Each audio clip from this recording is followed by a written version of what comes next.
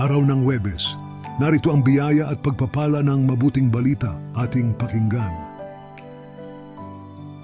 Ang Daily Bible Reading ayon kay San Lucas chapter 10 verse 1 to 12 ay naglalahad ng isang mahalagang aral tungkol sa pagiging handa na maglingkod sa Diyos at sa iba.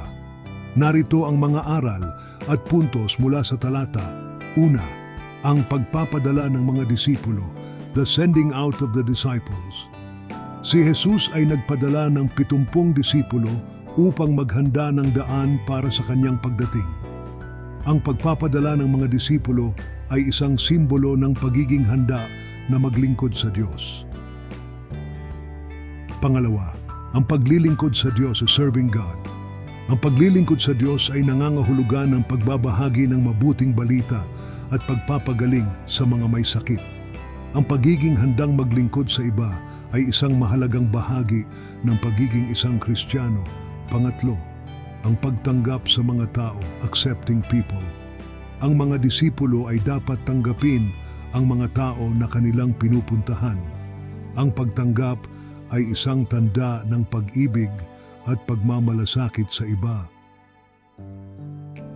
Pang-apat, ang pagiging mapagpakumbaba. Being humble.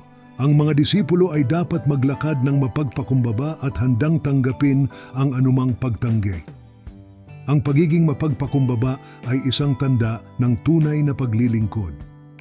Panglima, ang pag-aani. The harvest.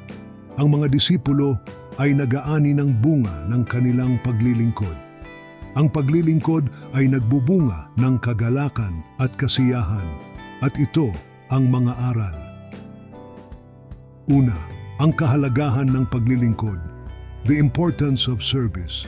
Ang paglilingkod sa Diyos at sa iba ay isang mahalagang bahagi ng pagiging isang Kristiyano. Pangalawa, ang pagtanggap sa mga tao, accepting people.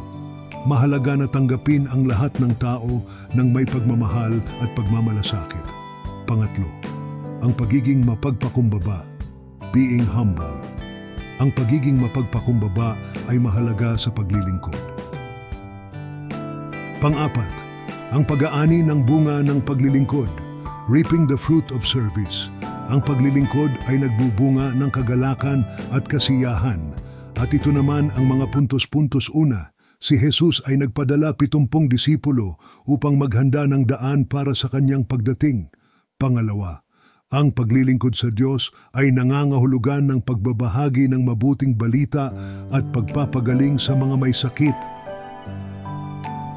Pangatlo, ang mga disipulo ay dapat tanggapin ang mga tao na kanilang pinupuntahan. Ang mga disipulo ay dapat maglakad ng mapagpakumbaba. Ang mga disipulo ay nag-aani ng bunga ng kanilang paglilingkod.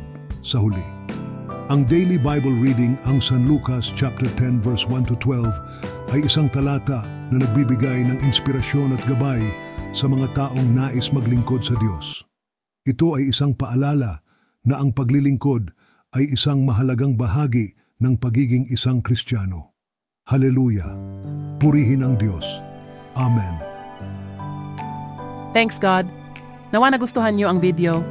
Sa ngayon lang po, nakapanood ng video ay follow niyo po si Brother Chris sa kanyang YouTube. Please subscribe at Bro Chris channel. At follow sa kanyang Reels at like.